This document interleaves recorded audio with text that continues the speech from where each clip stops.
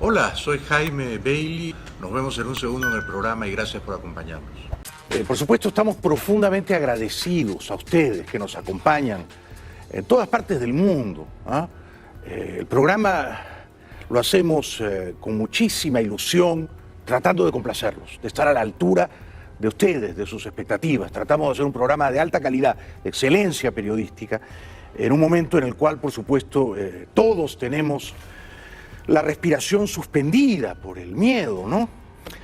Bueno, Guayaquil, los cementerios, como ustedes saben, están desbordados. En Ecuador, en el último conteo que ha registrado el Washington Post, hay 355 muertos oficiales por coronavirus. Pero a esa cifra hay que sumarle 700 u 800 muertos más, extraoficiales, todos de coronavirus también, que han sido recogidos este fin de semana de las casas donde estaban descomponiéndose. O sea, en números redondos, los muertos por coronavirus del Ecuador superan fácilmente los 1000. Los cementerios de Guayaquil están desbordados. Las autoridades ordenaron cavar nuevas tumbas para sepultar a los fallecidos por coronavirus en la ciudad, epicentro de la pandemia en Ecuador. El gobierno anunció el domingo que retiró casi 800 cuerpos de personas que murieron en sus casas en las últimas semanas en Guayaquil, tras el colapso de los sistemas hospitalario y funerario. En medio de la tragedia, varios reclaman los cuerpos de sus familiares, muertos en medio de la epidemia. Las inhumaciones se realizan sin acompañamiento de los allegados y sus nombres figuran en un portal electrónico creado por el Ejecutivo para que los deudos sepan dónde están enterrados sus familiares. Bueno, es un gran error decir que el coronavirus no avanza donde hay climas cálidos. El caso de Guayaquil es una prueba elocuente. En Guayaquil es verano. En toda la provincia del Guayas es verano y allí los muertos por coronavirus superan los 1000 y me quedo corto. Y por supuesto el gobierno no ha estado a la altura del desafío. El sistema de salud pública mucho menos. Desde que se detectó la presencia del virus en Ecuador el 29 de febrero, el país ha registrado oficialmente unos 7.500 casos de la enfermedad, unos 4.000 de ellos en Guayaquil. Según las cifras del gobierno, más de 300 personas murieron como consecuencia de la COVID-19. Pero hay cientos de otros fallecidos que probablemente murieron por el virus y que no fueron sometidos a test para determinar un eventual contagio. Porque además, y esto es llover sobre mojado en Ecuador, han hecho pocos exámenes. Han hecho solamente a día de ayer, datos oficiales, 23.635. 23.600 exámenes han hecho en Ecuador. Son muy pocos, muy pocos. Perú ha hecho 4 veces más. Entonces, claro, a día de hoy, a esta hora de la noche, Perú tiene más casos confirmados que Ecuador. Perú se aproxima ya a los 10.000. Está en casi 10.000, 9.784. Y Ecuador tiene 7.500. Pero Perú ha hecho arriba de 80.000 exámenes y Ecuador solo 23.000. Desolación en Guayaquil. Los servicios hospitalarios y funerarios de la capital económica de Ecuador están abrumados por la crisis provocada por el coronavirus. Integrantes de una fuerza especial, compuesta por miembros de la policía y por militares, han retirado de los hogares guayaquileños alrededor de 800 cuerpos de fallecidos a causa de la enfermedad. Las funerarias de la ciudad están colapsadas y se han producido retrasos enormes en los entierros de las víctimas. No había, por supuesto, en los hospitales públicos camas, ventiladores, el personal médico no estaba protegido. Es decir, ha sido la tormenta perfecta. Todo lo malo se ha conjurado para abatir a ecuatorianos que se enfermaron de coronavirus. La enfermedad, por supuesto, vino desde España, donde hay una colonia muy numerosa de ecuatorianos. Por eso llegó tan rápido.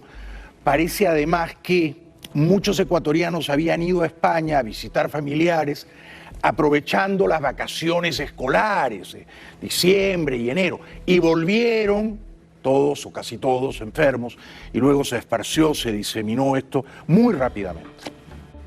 El gobierno ecuatoriano ha informado que logró retirar al menos 700 cuerpos de personas que fallecieron en las últimas semanas en sus casas, en la capital de la provincia de Guayas, que se ha convertido en el epicentro de este coronavirus en ese país donde los sistemas hospitalarios y también funerarios se desbordaron por esta pandemia. Quien lidera un equipo de policías y militares creado por el gobierno no precisó las causas de esas muertes ocurridas durante la emergencia sanitaria, que según cifras oficiales deja 7.500 contagios y 333 fallecidos. Entre tanto, el sátrapa bananero de Nicaragua, Daniel Ortega, está desaparecido hace poco más de un mes, desde el 12 de marzo, y estamos a 13 de abril. ¿Se lo habrá llevado el coronavirus? Una pregunta gana las calles de Nicaragua. ¿Dónde está el presidente? Daniel Ortega no se ha pronunciado en torno a la amenaza sanitaria de la pandemia del nuevo coronavirus y no aparece en público desde el 12 de marzo, cuando participó en una conferencia virtual con sus colegas de Centroamérica para abordar el tema de la pandemia. Mientras en todo el mundo crecen los números confirmados de la COVID-19, en Nicaragua, un país de más de 6 millones de habitantes, se han detectado solo 9 casos y un fallecido. No da señales de vida. Se ha hecho humo, se ha difuminado. Por otra parte, impresentable Ortega. ¿Dónde está Daniel Ortega? El presidente de Nicaragua lleva un mes sin dar señales de vida, al igual que su esposa, la vicepresidenta Rosario Murillo, en un país que nadie sabe cómo va a afrontar la pandemia del coronavirus.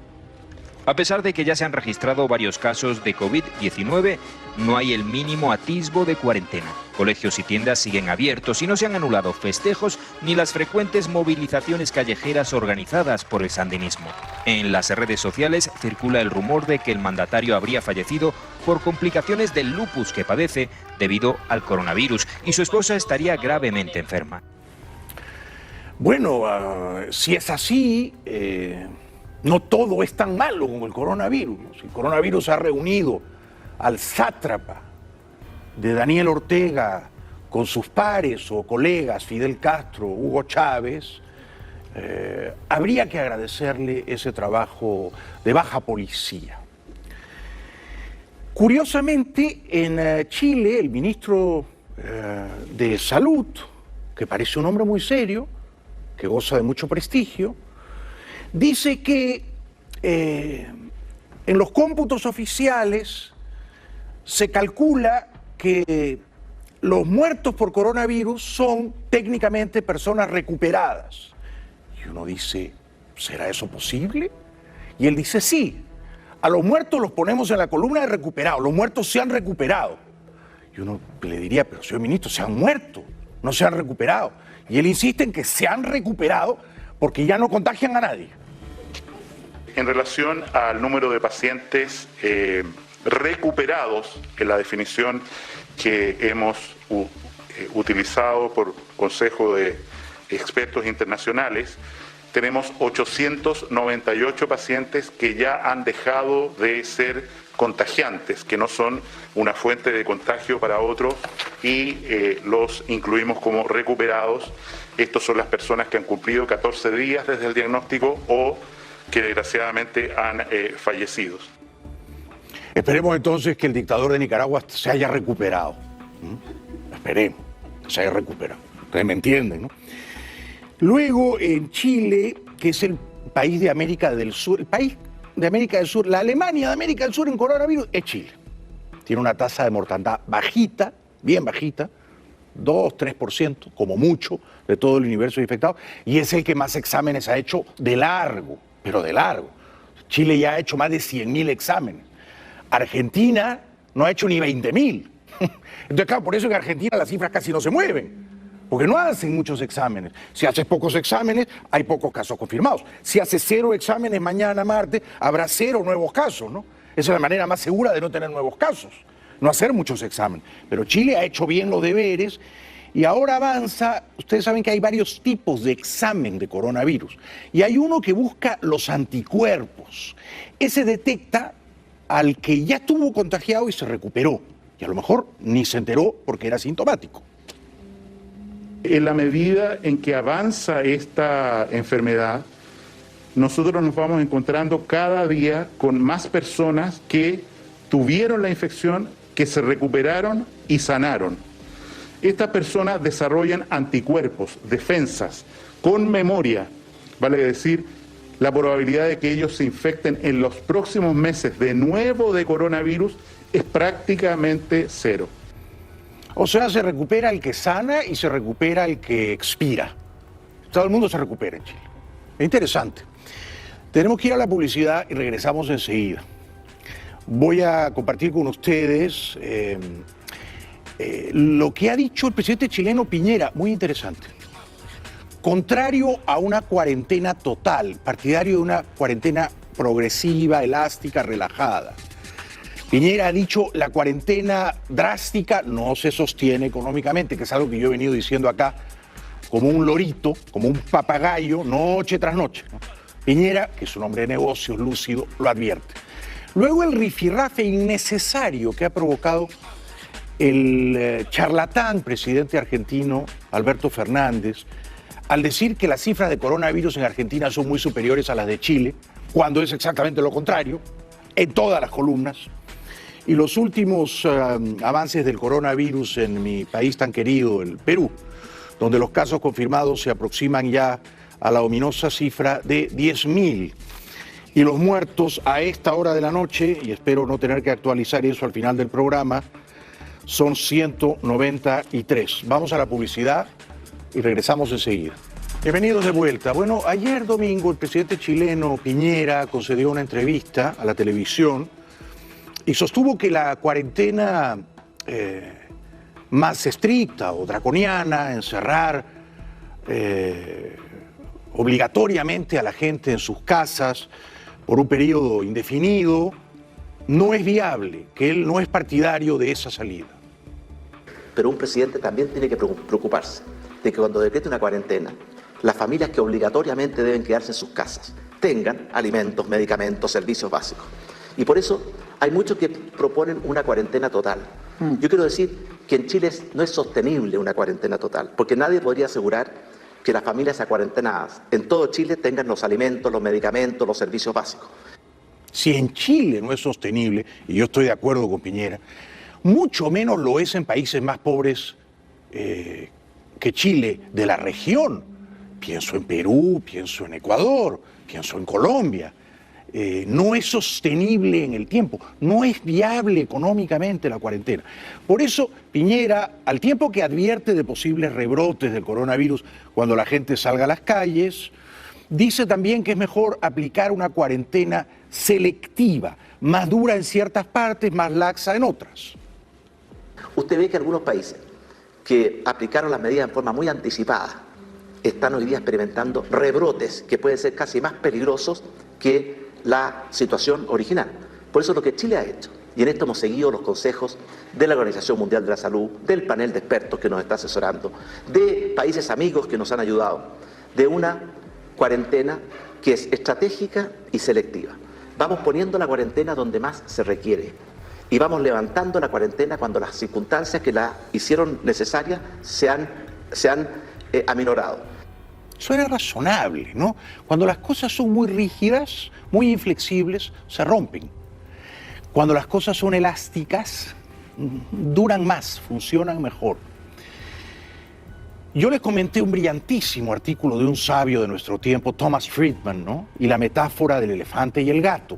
Y Friedman decía, si el elefante es la economía mundial y el gato es el coronavirus, el gato casero, el coronavirus, no puede matar al elefante a menos que al elefante le dé un ataque de nervios por el gato, salga en estampida y caiga accidentalmente por el abismo y muera. Y entonces el gato, el coronavirus, mata al elefante en la economía mundial.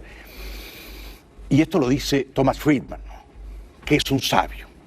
Por eso Piñera dice que él como presidente, sí, por supuesto, por un lado tiene que proteger la salud de la población, pero por otro lado tiene que proteger los empleos de la gente pobre.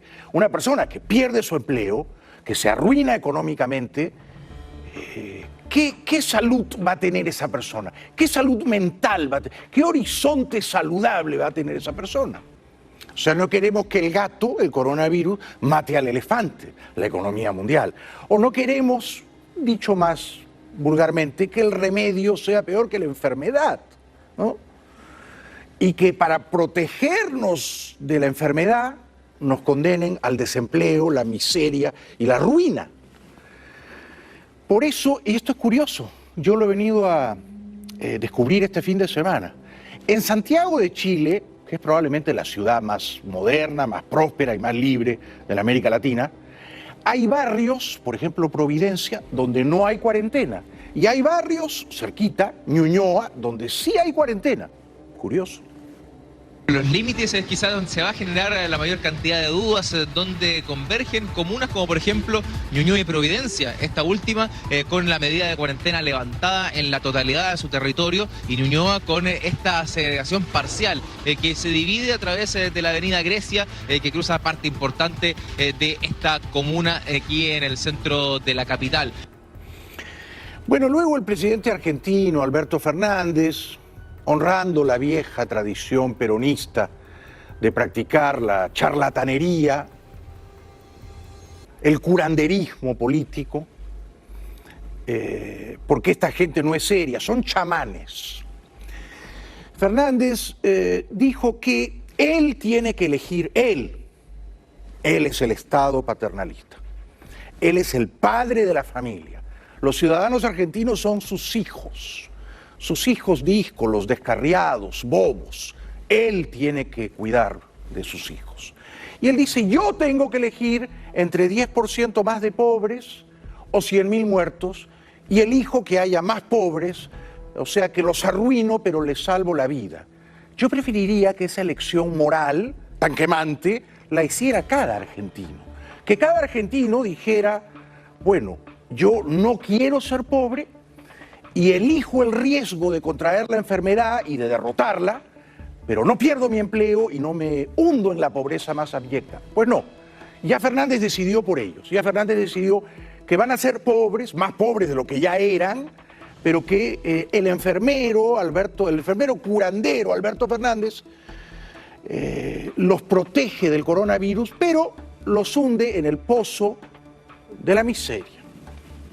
Prefiero tener 10% más de pobres y no 100.000 muertos por coronavirus. Sí, bueno, de la pobreza se vuelve, ¿no? De paso vamos contextualizando esto, están anunciando una fuerte caída del PBI, incluso el Banco Mundial, pero Alberto Fernández dice, eso se soluciona, se tarda más o menos, no se vuelve de la muerte, es cierto, siempre la prioridad la pone en el aspecto sanitario. Yo insisto en que esa es una decisión que ningún Estado, ningún gobierno, ningún burócrata, por buenas que sean sus intenciones, debería tomar por nosotros los ciudadanos.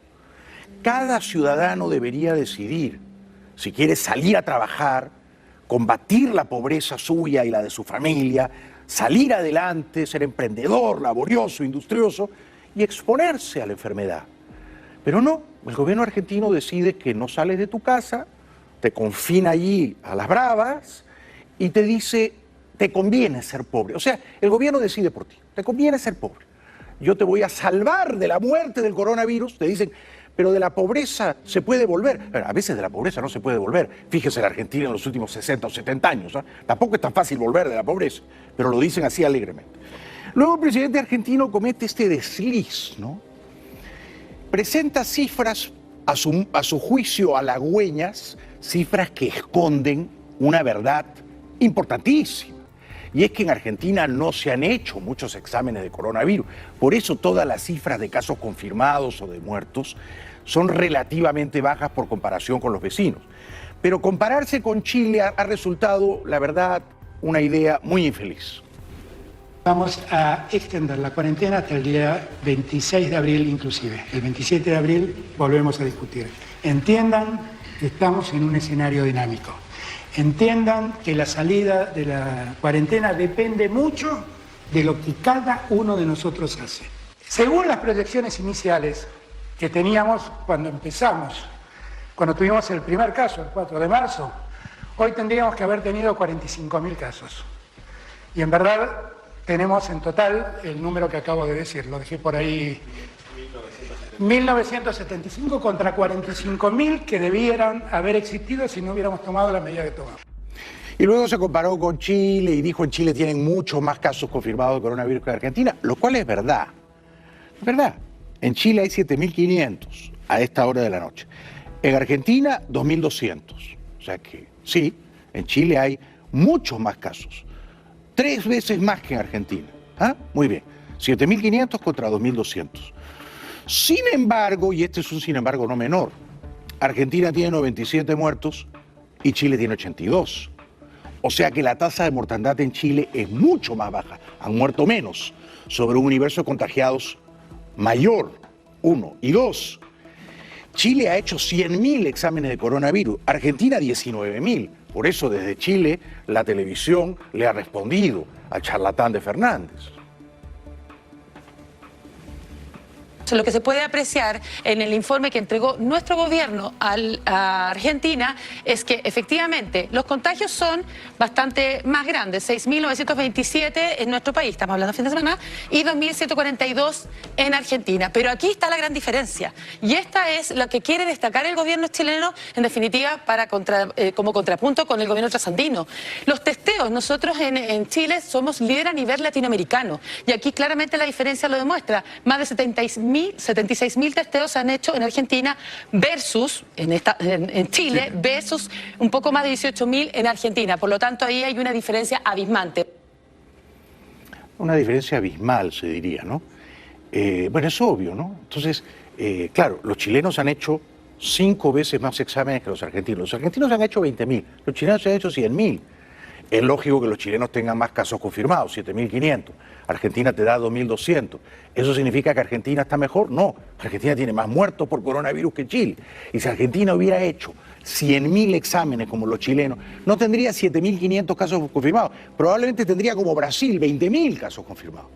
Así que ahí está la clave, ahí está el secreto. Hay que mirar cuántos exámenes se han hecho. Hay países en América Latina como Argentina con 19.000 y Ecuador con 23.000 que no han hecho muchos exámenes. Y a pesar de todo, la cifra de mortandad es elevada. Y en eso se fija esta señora periodista chilena cuando le dice, oiga, Argentina tiene más muertos por coronavirus que nosotros. Es respecto a las cifras de víctimas fatales, vuelvo a decir que esto es el fin de semana, 73, ¿verdad?, en nuestro país y 90 víctimas fatales en Argentina, con cuarentenas progresivas, es lo que señala nuestro gobierno, y no total, como sí lo ha realizado el gobierno trasandino. 90 dijo en Argentina, pues ya son 97. Y en Chile 82. Vamos a la publicidad y luego el coronavirus en el Perú. Regresamos enseguida.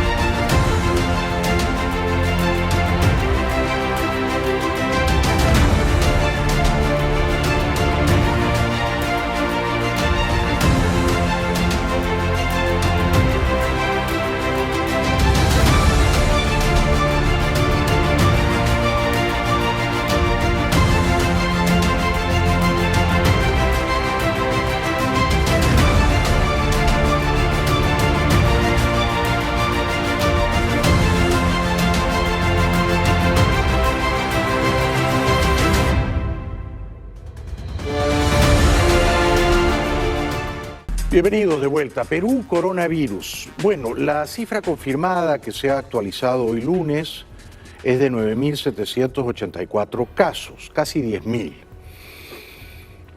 Pero el presidente peruano Vizcarra dice que el número de casos confirmados ha crecido tanto debido a que han practicado muchas pruebas nuevas esta última semana. Hasta hoy se han tomado 87.116 muestras. El lunes pasado, exactamente hace una semana, yo reportaba que habíamos tomado 20.414 muestras. Es decir, en 3 semanas habíamos muestreado a 20.000 ciudadanos en nuestro país. Y ahora, en tan solo una semana, hemos muestreado a 67.000 ciudadanos. Si eso es verdad, entonces en una semana Perú ha hecho más exámenes que Argentina. Argentina ha hecho 20.000 en total. Y según Vizcarra, en una semana en Perú se han hecho 67.000. Lo que no dice es que hay exámenes, hay pruebas moleculares que son las más fiables y hay las pruebas rápidas, los kits rápidos, que son bastante más falibles y que a veces te dan negativo cuando la persona está enferma, ¿no? Esto no lo dice, no lo va a decir, porque esas cosas se prefiere maquillarlas, ¿no? Tampoco va a recordarle a la gente cuántos casos confirmados de coronavirus había en el Perú cuando comenzó la cuarentena el 15 de marzo y estamos a 13 de abril. O sea que ya casi es un mes de cuarentena y esto tiene para largo, ¿no? Para 2 semanas más o 4 semanas más. Eran 71 casos el 15 de marzo. Y me parece que el 1 de abril eran 1.323. Y ahora, que estamos a 13 de abril, ya son casi 10.000. Entonces, del 1 de abril al 13 de abril, no ha terminado todavía esta segunda cuarentena de 2 semanas y ya creció de 1.300 a casi 10.000. De manera que da la impresión, por mucho que el presidente haga toda clase de piruetas retóricas y tome atajos estadísticos para sugerir que las cosas van bien encaminadas, a mí me da la impresión de que la cuarentena en el Perú no ha funcionado para detener drásticamente el avance del coronavirus. Cuando comenzó la cuarentena eran 71 casos y ahora son 10.000.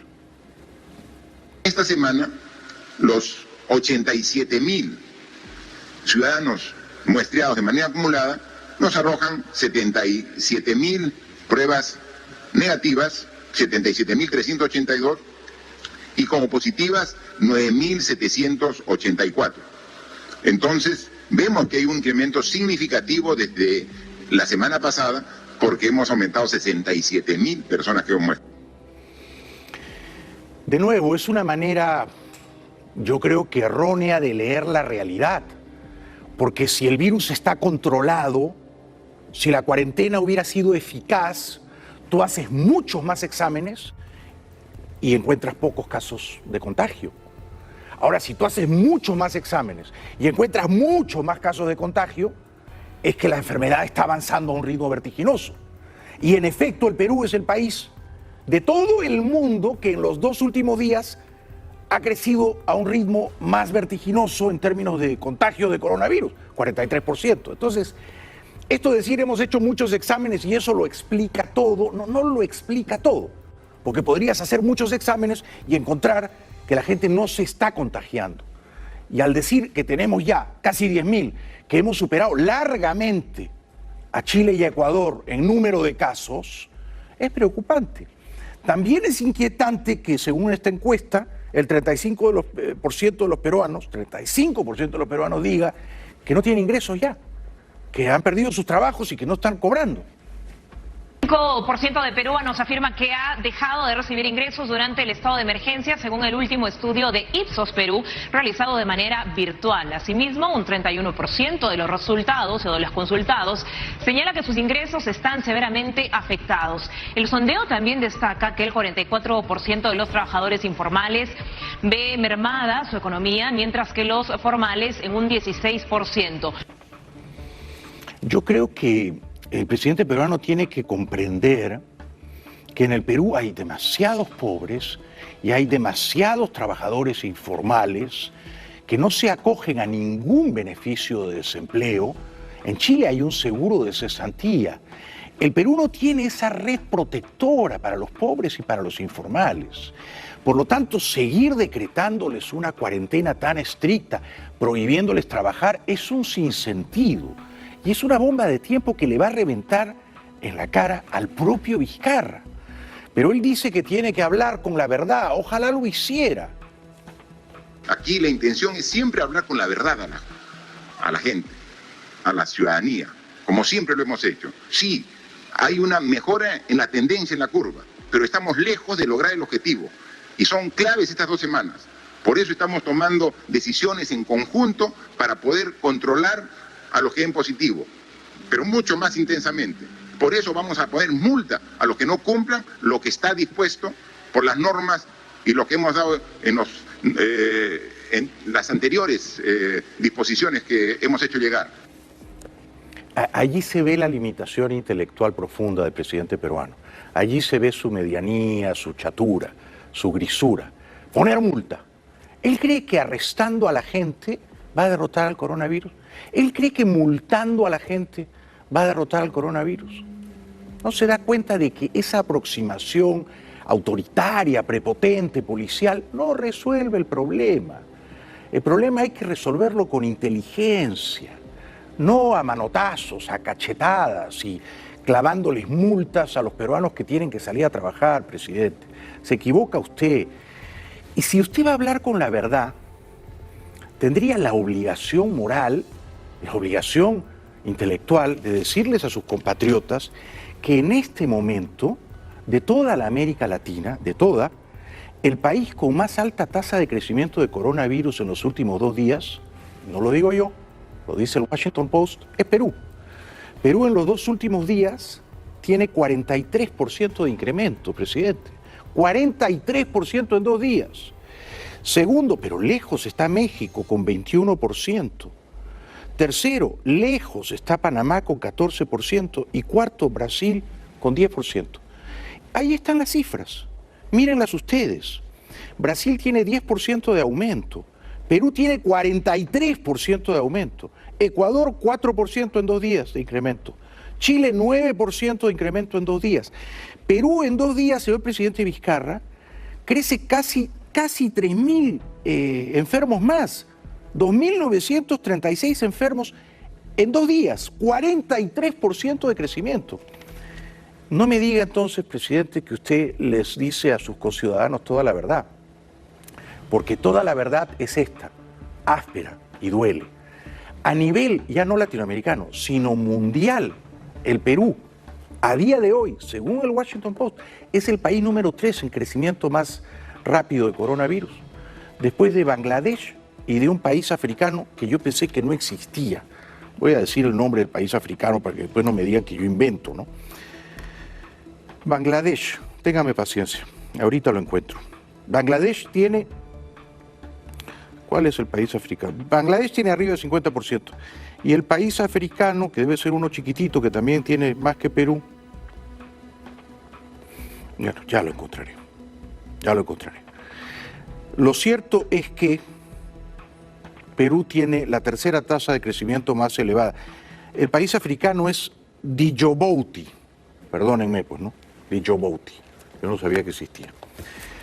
Bueno, así las cosas, ya a esta hora de la noche me toca despedirme del público peruano, al que le estoy tan profundamente agradecido, a los espectadores, a los televidentes y por supuesto a los dueños y gerentes de este canal que nos acoge con tanta generosidad como respeto. No siempre los dueños de este canal o sus gerentes coinciden con mis opiniones. A veces mis opiniones son muy a contracorriente, son muy minoritarias. Y a pesar de que discrepan de mí en tal o cual punto, me permiten expresarlas sin ningún recorte. Les agradezco de corazón, les mando un fuerte abrazo y estoy con ustedes en esta batalla. Gracias, gracias, gracias. Y con ustedes, mi público internacional, regresamos después de esta pausa comercial. Si hay más de 23.000 muertos por coronavirus en Estados Unidos, solo en Nueva York hay más de 10.000, casi la mitad. Y sumados Nueva York 10.000 con New Jersey 2.500, bueno, ahí tienen más de la mitad. Solo en Nueva York y New Jersey están más de la mitad de todos los muertos por coronavirus en Estados Unidos. En Nueva York se han aproximado a la escalofriante cifra de casi 800 fallecidos por coronavirus en un solo día. Pero nos dicen que lo peor pasó ya. Ojalá. Tonight, a grim milestone for the United States. More than 20,000 Americans have died from COVID-19. This country now leading the world in reported deaths from the virus. Here in the epicenter of the pandemic in the U.S., officials hope New York has seen the worst. The good news is the curve of the increase is continuing to flatten. So far, the virus has claimed the lives of more than 8,600 New Yorkers, including 783 more deaths in the past 24 hours. But there are signs the state may have reached its apex. That is not an all-time high, and you can see that the number is somewhat stabilizing, but it is stabilizing at an horrific rate. Lo que dicen los expertos es que la curva trepa muy rápidamente, pero declina muy lentamente. De manera que va a tomar semanas que la curva sea consistentemente a la baja. El gobernador de Nueva York, señor Cuomo, cuyos bonos políticos han subido, dice que la gente está impaciente por volver a la vida como era antes, pero que tal cosa quizá no va a ser posible. People want it to be over so badly, right? I want the fear to stop. I want the anxiety to stop. I don't want to have to worry about my brother anymore. I don't want to have to worry about my daughters. I don't want to have to worry about my mother. I want it over. I want to get out of the house. I want to get back to normalcy. I've been living on this weird, disorienting, frightening place. I'm afraid to touch people. It violates the human behavior and needs. When is it over? It's not going to be over like that. It's not going to be, we flick a switch and everybody comes out of their house and gets in their car and waves and hugs each other and the economy all starts up. El mundo, la economía mundial, está en modo pausa, ¿no?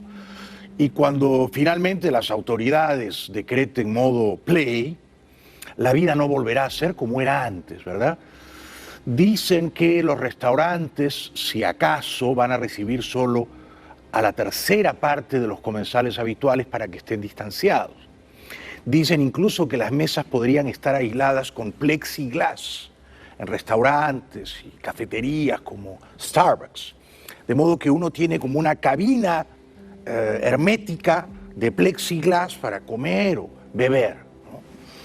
Dicen que van a reanudar los juegos deportivos sin público. Dicen que las aerolíneas no van a tener azafatas. Dicen que en cualquier establecimiento comercial los que atiendan van a tener que llevar obligadamente mascarillas. Lo mismo en el transporte público. De manera que el mundo va a ser uno distinto. Y claramente el gobernador Cuomo dice que hay bolsones en los Estados Unidos, áreas más rurales, donde quizá el distanciamiento social no sea tan imperativo, pero en Nueva York, cuando reabran los negocios, ojalá que sea el viernes 1 de mayo, la gente va a tener, por supuesto, el juicio y la prudencia de mantener las distancias. I would love to say that's going to happen. It's not going to happen that way. It can't happen that way. Can it happen in some communities across the country where, frankly, they have very low infection rates? And they could come up with a testing regimen where if they find 1 or 2 cases, they quickly jump on those 1 or 2 and they isolate and they track? Yes. But is that going to happen here? No. Is that going to happen in any community that has a significant issue? No. There is going to be no epiphany. There is going to be no morning where the headline says, hallelujah, it's over. That's not going to happen. No habrá epifanía, no habrá aleluya, y el coronavirus ha llegado para quedarse. Y se quedará incluso cuando encuentren la vacuna. Los expertos aconsejan que uno calcule que encontrar la vacuna puede tomar 1 año y medio, 18 meses. Y hacerse a la idea de que en estos 18 meses no podemos estar escondidos en la casa, ¿no? Hay que salir a trabajar y hay que reacomodarse, protegerse, aprender a cuidarse inteligentemente del coronavirus. Este va a ser el mandato, a eso va el mundo. ¿Cuán pronto? No lo sabemos todavía. Yo creo que más temprano que tarde, ¿no? Las urgencias de los desempleados, de los pobres, son quemantes. La gente tiene que trabajar. El New York Times ayer domingo ha acusado al presidente Trump de negligencia, de haberse demorado por lo menos 3 semanas en responder apropiadamente al desafío del coronavirus, porque fue alertado en febrero 27, pero entonces Trump decía, es solo un chino que ha llegado acá, ya lo hemos aislado y está todo controlado. O sea que acusan a Trump de haber subestimado de un modo muy torpe, negligente al coronavirus. In a tweet Sunday, President Trump suggesting the responsibility of reopening the country falls on the states, writing, "Governors, get your state's testing programs and apparatus perfected. Be ready. Big things are happening. No excuses. The federal government is here to help. Also, gear up with face masks." The tweet comes one day after a New York Times report said the White House missed crucial signals about the spread of the virus. According to the Times, in a February 21st meeting, the White House Coronavirus Task Force decided they would soon need to move towards aggressive social distancing. But the president did not issue stay-at-home guidance until more than 3 weeks later. During that time, the number of known coronavirus cases in the U.S. skyrocketed from 15 to more than 4,000. De hecho, lo acusan también de haber recibido todo el mes de febrero a 41,000 pasajeros en vuelos directos desde la China, todos los cuales eran o ciudadanos de Estados Unidos o residentes permanentes en los Estados Unidos que venían en vuelos directos desde la China. Por eso el doctor Anthony Fauci, que es uno de los principales expertos epidemiólogos que aconsejan al presidente, dijo el fin de semana en una entrevista con CNN, y esta entrevista le puede costar el cargo, porque ahora Trump le ha puesto ya la cruz, la mira de francotirador, y va a descargar sobre él en cualquier momento. El doctor Fauci dijo que si las medidas de mitigación, como se dice ahora, se hubieran tomado antes de distanciamiento social, entonces habría menos muertos en el conteo final. Esta es una crítica velada o no tanto a Trump, y el presidente la tomó, como era previsible, fatal. Dr. Anthony Fauci acknowledges government inaction cost American lives. Obviously, you could logically say that if you had a process that was ongoing and you started mitigation earlier, you could have saved lives. Obviously, no one is going to deny that. But what goes into those kinds of decisions is complicated. En represalia, y poco después, el presidente Trump retuiteó, que es una cosa que yo no sé hacer, una invectiva, una filípica contra Fauci, que decía hay que despedir a Fauci ya. U.S. President Donald Trump retweeted a call to fire Dr. Anthony Fauci after the nation's top infectious disease expert said lives could have been saved if the country had shut down sooner. A move that fueled speculation Trump was running out of patience with Dr. Fauci. I would not want to. The apparent condemnation came after Fauci appeared on CNN's State of the Union on Sunday.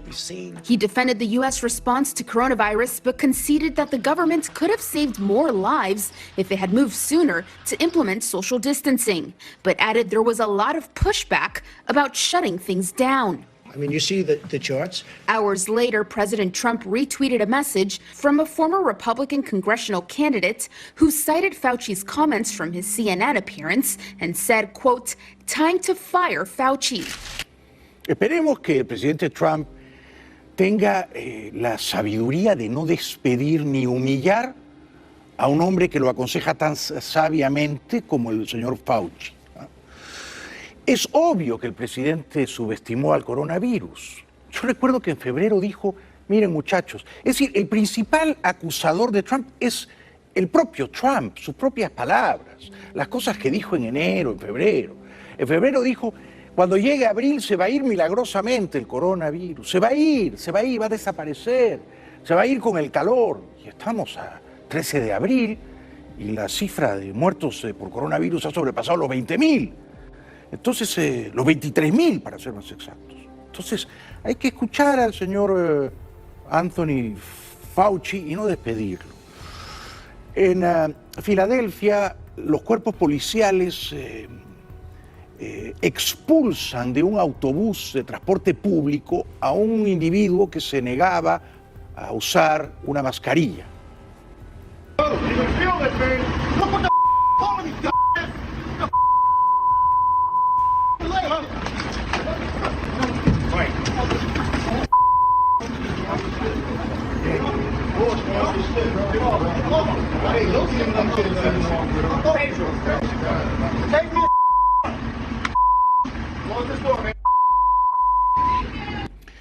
Bueno, en lugar de golpearlo y aporrearlo, podrían darle una mascarilla.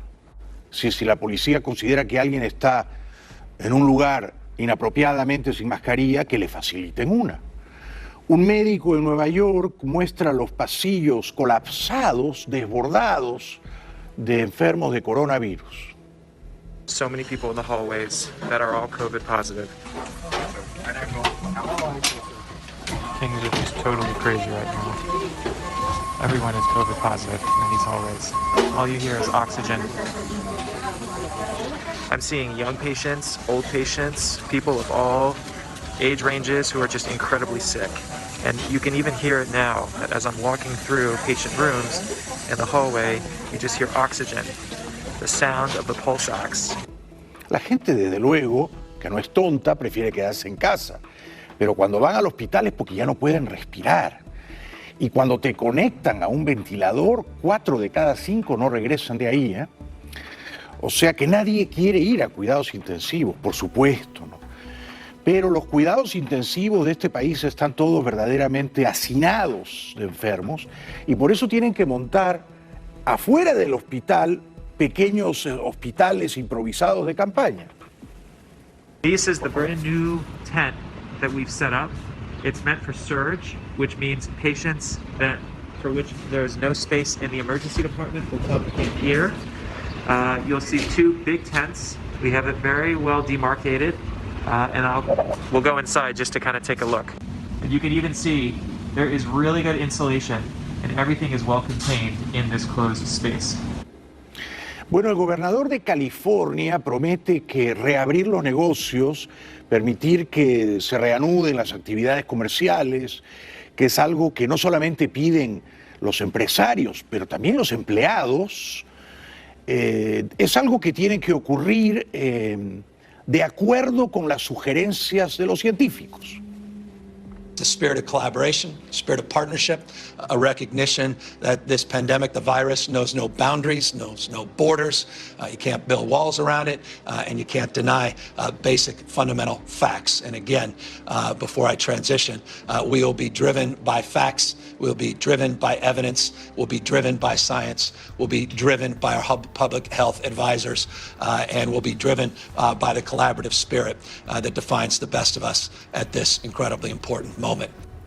En general los políticos son charlatanes, hablantines, ¿no?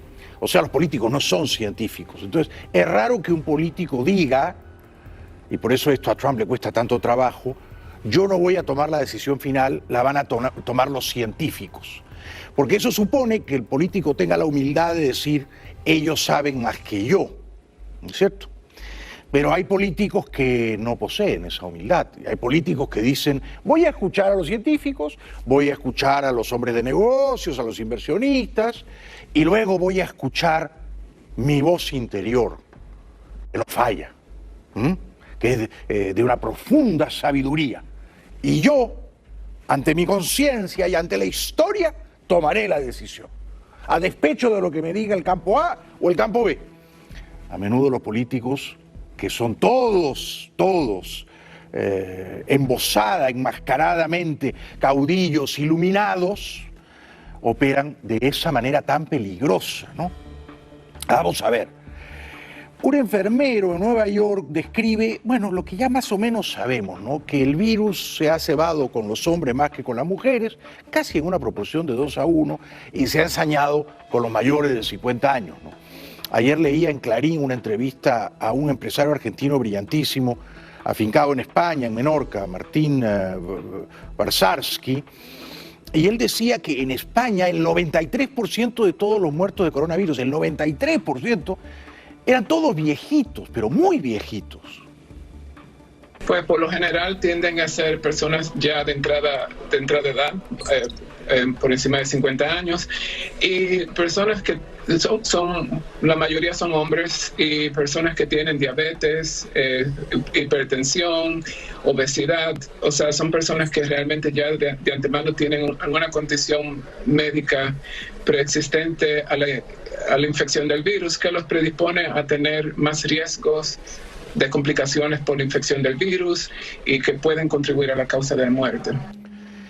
Lo que dice concretamente el magnate argentino, el billonario argentino afincado en España, Martín Barsarsky, que es una mente muy brillante, y yo lo sigo siempre, es que en la lucha contra el coronavirus es un error aislar a toda la población y no solo a los ancianos. Interesante, ¿no?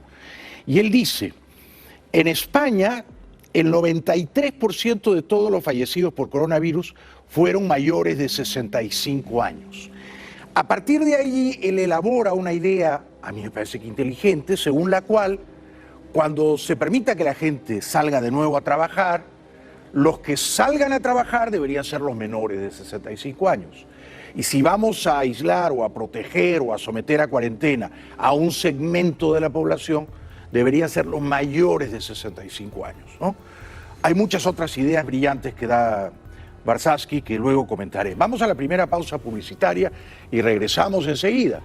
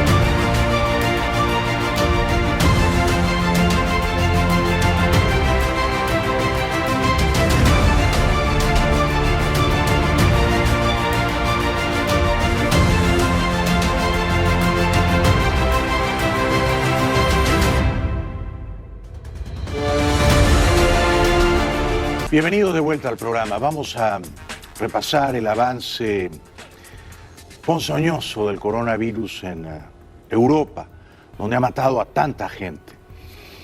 Lo que más me aterra a mí es el porcentaje de mortandad en países como España e Italia. En España ha muerto el 10% de todos los contagiados, ¿no? Y en Italia es todavía más que el 10%, es como el 12 o 13%. Fíjense, España tiene 170.000, en números redondos, infectados oficiales y más de 17.600 muertos por coronavirus. Lo bueno es que el ministro de Sanidad, que parece un hombre serio a pesar de que es socialista, dice que lo peor ya pasó y que el pico ya se superó y que a partir de ahora la curva debería tender a decrecer. Confirmar que hemos superado ya la primera etapa de la epidemia, que era alcanzar el pico de la epidemia. Insisto, con los datos que hemos conocido hoy, los que hemos conocido los últimos días, hemos alcanzado el pico de la epidemia y el objetivo que tenemos esta semana es ya el de consolidar la segunda etapa, es decir, doblegar la curva. Seguimos en fase de confinamiento. Este 13 de abril seguimos en fase de confinamiento. No hemos iniciado ningún proceso de desescalada ni han finalizado las restricciones de la circulación de las personas. Aunque hoy lunes, como veremos más adelante, se han ya empezado a relajar algunas de esas restricciones. Principalmente en los trabajos no esenciales que no se pueden hacer desde la casa. Un ejemplo, la construcción. Un edificio, una obra, no se puede construir haciendo Skype, ¿no es cierto? Haciendo lo que ahora se llama teletrabajo. No, hay que ir ahí, ¿no? Hay que ir ahí. Entonces, estos son pasos que empiezan a darse en la dirección correcta. Porque, insisto, el gato casero, que es el coronavirus, no puede matar al elefante, que es la economía mundial. Y la economía española está particularmente averiada por el coronavirus y por la ineptitud del gobierno socialista neocomunista de Sánchez e Iglesias. Pero el ministro dice que las últimas estadísticas que él ha leído confirmarían que se está ralentizando el avance del virus en España. Ojalá.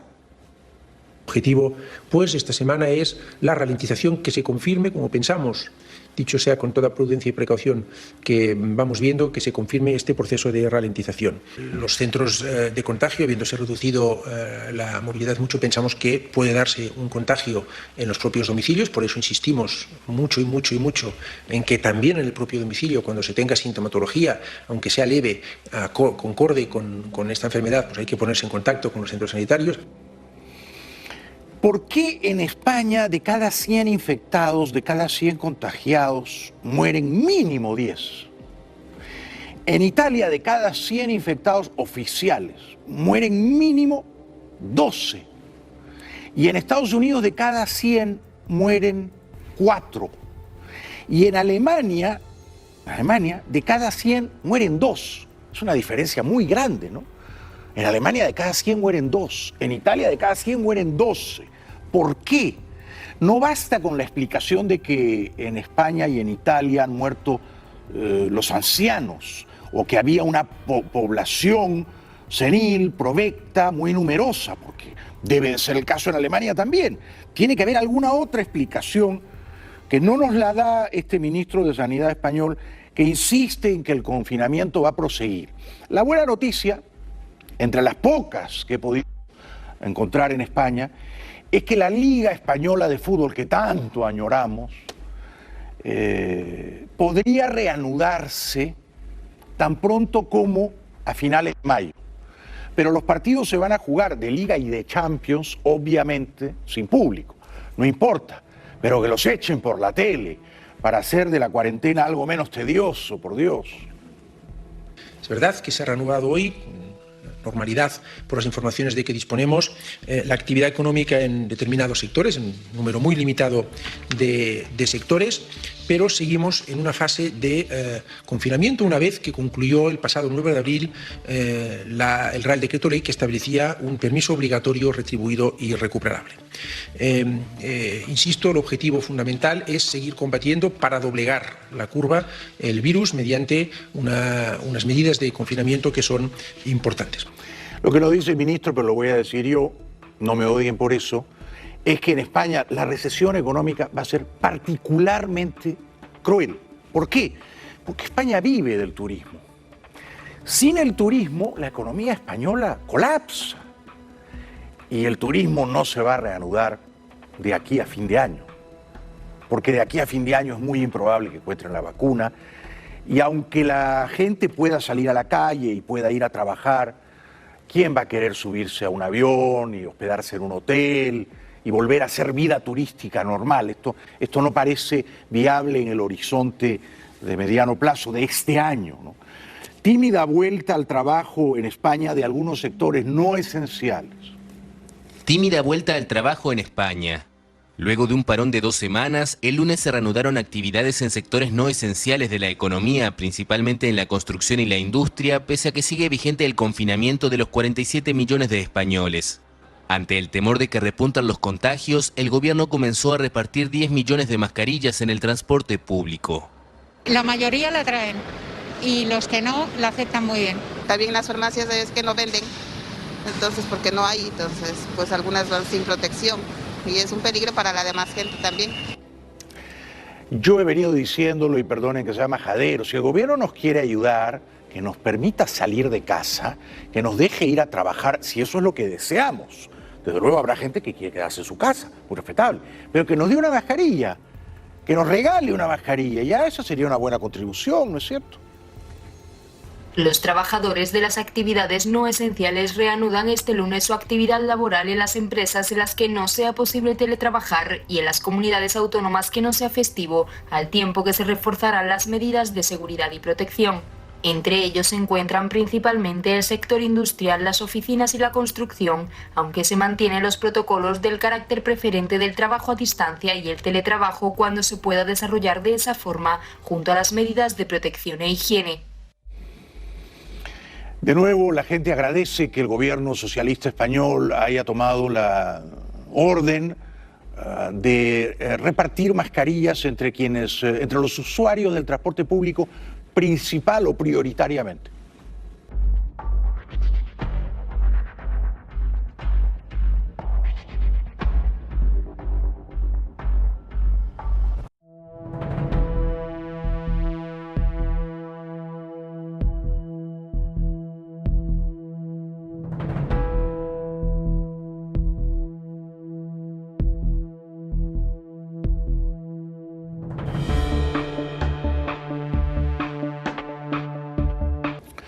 Más adelante, después de la pausa, Francia prolonga la cuarentena Qué dolor.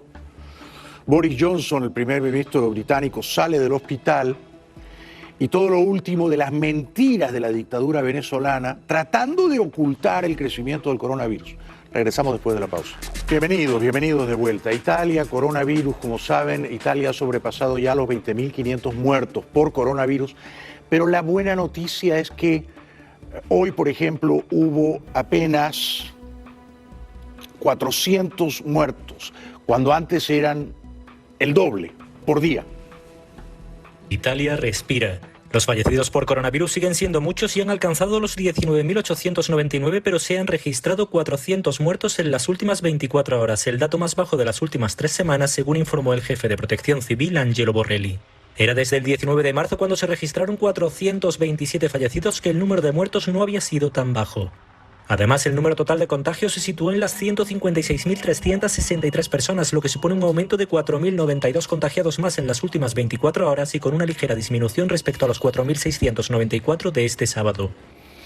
Insisto, la curva sube muy rápido, como subió en Italia, como subió en Nueva York, pero a la hora de bajar se demora un montón. Por eso dicen que esto como mínimo dura 3 meses y puede que sean 4 o 6, ¿no?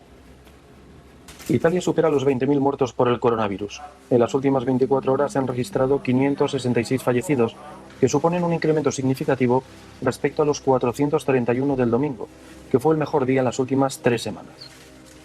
Desde el inicio de la pandemia son 20.465 las personas muertas, según los datos oficiales facilitados por Protección Civil.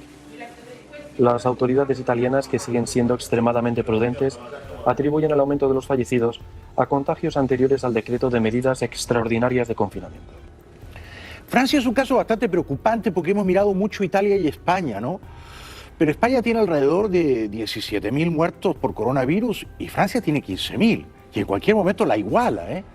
Así que en Francia los casos se han ido multiplicando a una velocidad alarmante, tanto de casos confirmados como de muertos, más de 15.000 muertos, acercándose a España, lejos todavía de Italia, que ha superado los 20.000 muertos por coronavirus. Por eso el presidente francés Macron ha prolongado la cuarentena muy estricta hasta mayo 11, y estamos a abril 13. La esperanza renace, pero nada está consolidado, por lo que Francia deberá seguir luchando contra la COVID-19 desde las trincheras del confinamiento. Lo ha anunciado el presidente francés Emmanuel Macron en un esperado mensaje a la nación. El confinamiento más estricto debe continuar hasta el 11 de mayo. En este periodo es el único modo de actuar eficazmente.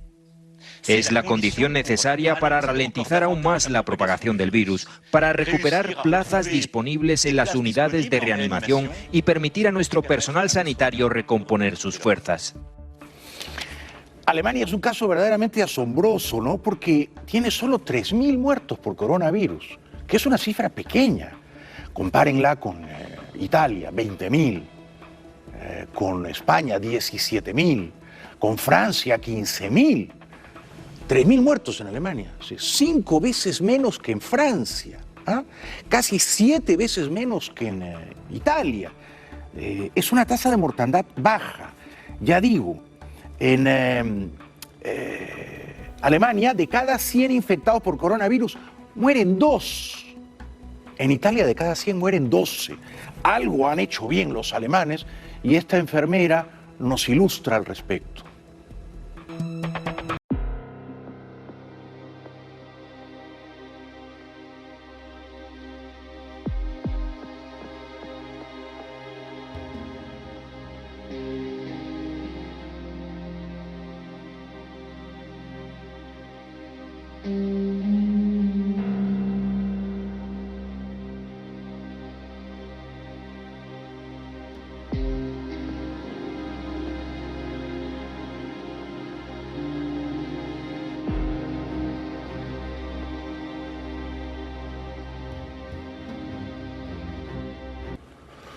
Gente admirable, sin duda, ¿no? Gente tanto mejor que yo.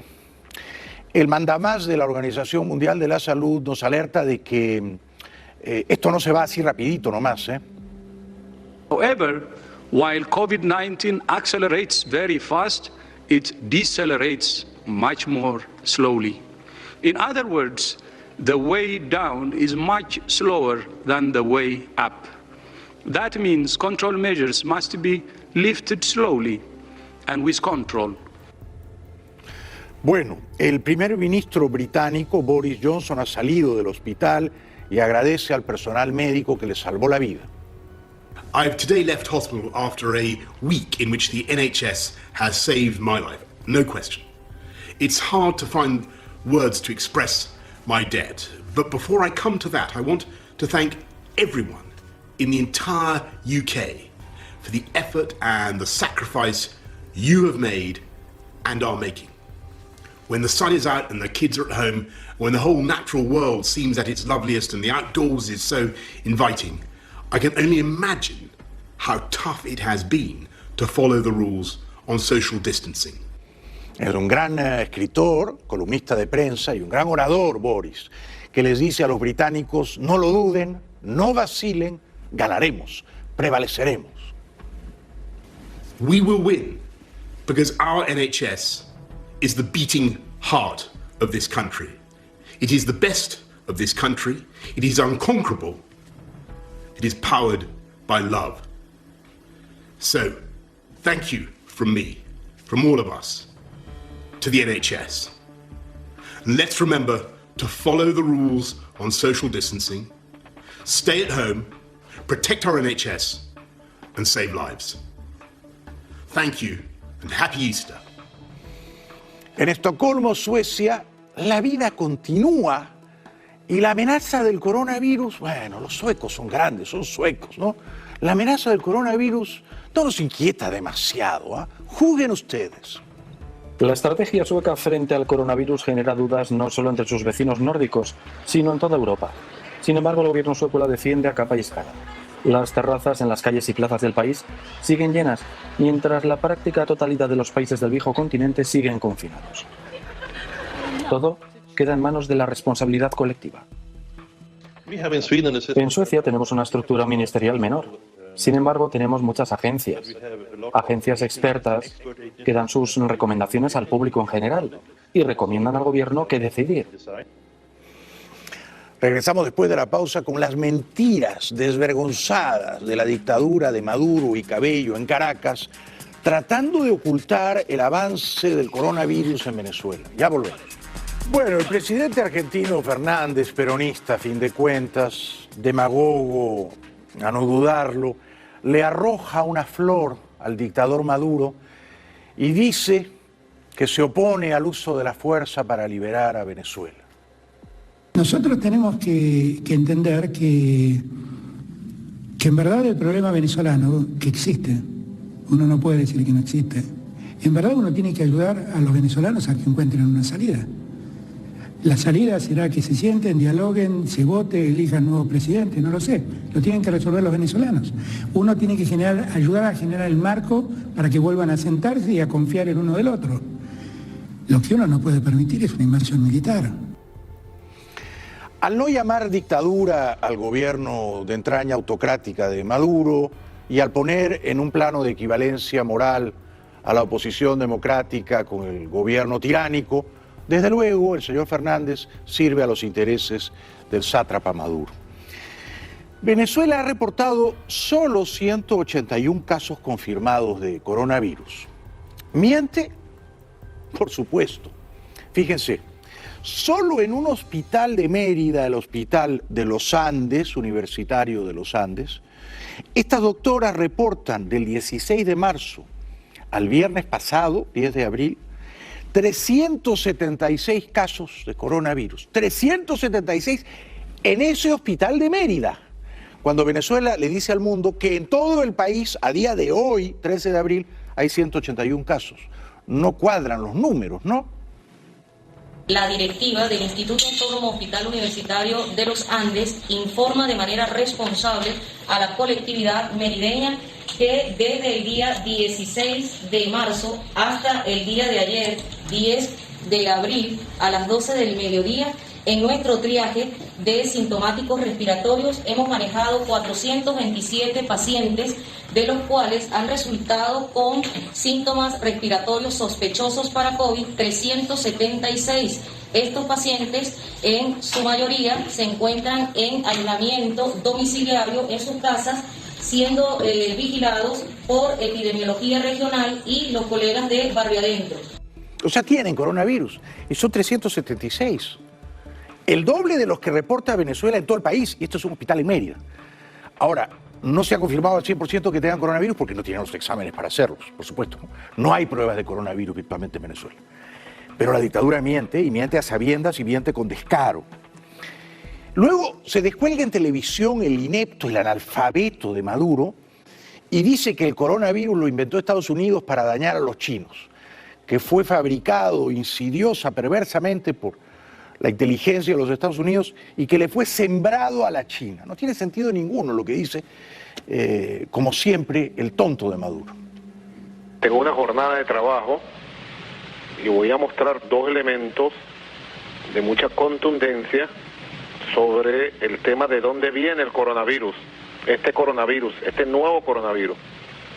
Yo ya he venido haciendo reflexiones públicas sobre el tema y estoy seguro que van a aparecer las pruebas más temprano que tarde de cómo se sembró este coronavirus, los cálculos que se hizo para sembrar el coronavirus a China. Pues que si alguien fabricó y sembró el coronavirus para dañar, habrá sido los chinos en primer lugar. Se originó en la China. Y hay reportes más o menos serios de científicos que dicen que los chinos habían desarrollado este coronavirus hacía más de 4 años. De manera que si vamos a agitar una teoría conspirativa, no es que el coronavirus se lo sembramos a los chinos, es que ellos nos lo sembraron a nosotros. Dicho esto, en Venezuela, lo mismo que en otros países autoritarios de nuestra América Latina, se criminaliza el coronavirus, se convierte en un problema de represión policial. Entonces llega la gendarmería abusiva, como siempre, y arresta a unos muchachos que están haciendo deporte, que están ejercitándose, tratando de fortalecer su sistema inmunológico y de no volverse locos, confinados en un habitáculo diminuto.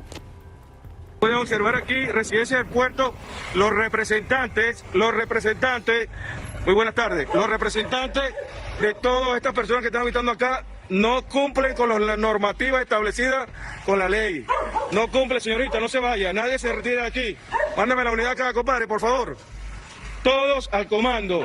Hay que cumplir la cuarentena, señores. Hay que darle fiel cumplimiento a la cuarentena. Esto es por el bien de todos. Estamos en una pandemia mundial donde corre riesgo nuestras vidas y por la irresponsabilidad de ustedes pueden contaminar a cualquiera. Es que así no se resuelve el coronavirus. A gritos, con prepotencia, humillando a la gente, así no se resuelve.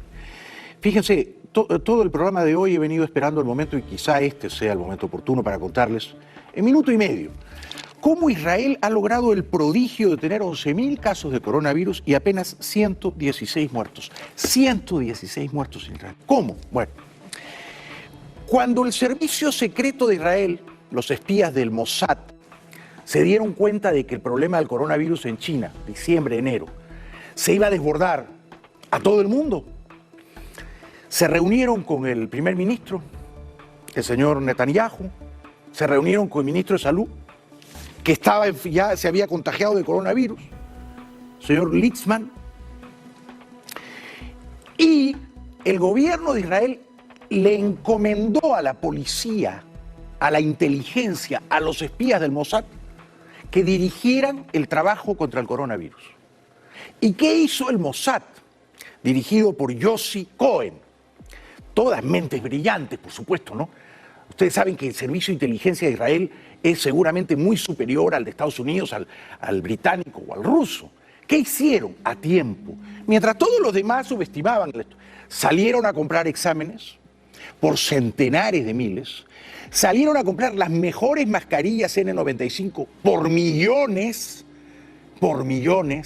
salieron a comprar los mejores ventiladores, los mejores respiradores, prepararon al país,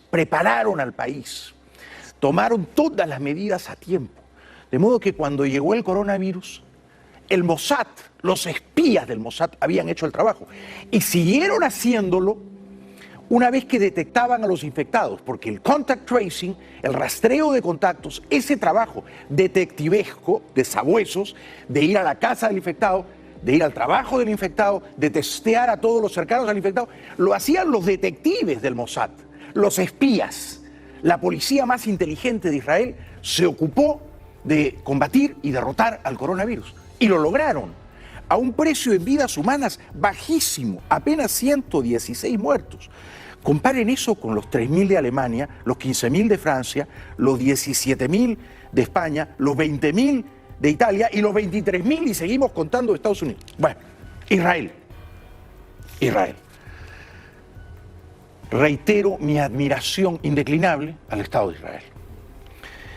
Petare, barrio popular venezolano, ¿cómo puede calar allí la cuarentena si la gente se muere de hambre, digo yo? La cuarentena obligatoria no es fácil en Petare, la mayor favela de Venezuela. Unas 400.000 personas viven en esta barriada del este de Caracas, levantada desordenadamente sobre montañas desde mediados del siglo pasado, y donde los servicios de agua, gas doméstico y recolección de basura son precarios. Entre las medidas para contener el coronavirus, el gobierno de Nicolás Maduro suspendió actividades laborales, salvo sectores esenciales como alimentación o salud. Pero muchos aseguran que si no desafían las restricciones, no comen. Trabajamos el día a día. Fue el día a día, eso no como estamos trabajando no para hacernos ricos ni millonarios, eso como para trabajar, así llevar el sustento todos los días a la casa. Ahora, si los venezolanos ya eran prisioneros de un régimen que les ha secuestrado sus libertades y que los han convertido en rehenes, ahora son doblemente prisioneros porque los encierran en sus casas por 30 días más, se extiende la cuarentena. El gobierno del presidente Nicolás Maduro extendió el sábado por 30 días el estado de alarma decretado el 13 de marzo en Venezuela debido al nuevo coronavirus. El día de mañana este estado de alarma será publicado debidamente en Gaceta Extraordinaria como una de las medidas para seguir controlando y previniendo el COVID-19. Estamos en una importante batalla. Siempre hemos hablado con la verdad y hoy Venezuela puede decir que su curva está aplanada. Mentira. ¿Qué curva aplanada? Falso. Dicen que tienen 181 casos confirmados y solo en el hospital de Mérida hay 376. Un hospital en... Hágame el favor. Los venezolanos refugiados, pobre gente, ¿no?, que se había ido a Colombia, regresan a Venezuela porque, bueno, en Colombia se está muriendo de hambre por el coronavirus. Comienzan a verse nada más salir de Bogotá.